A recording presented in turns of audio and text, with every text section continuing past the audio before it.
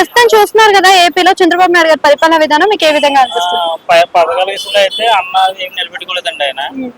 మనకి అంత బాగాలన్నట్టుగా అనిపించలేదు మేడం. అమ్మ ఒడి కాబట్టి రైతు భరోసా ఇవన్నీ పథకాలు కూడా మైనస్ అవ్వండి. అయితే ప్లస్ అనిపించలేదు. అంటే జగన్ ఉన్నప్పుడు ఉచిత పథకాలు ఇచ్చి ప్రజలను చాలా సోమరిపోతులను చేశారు అన్నారు. మరి మీకు అలా అనిపించిందా? మరి సోమరిపోతుల్లా కనిపించిందా? సోమరిపోతులు ఏం చేయలేదండి ఆయన.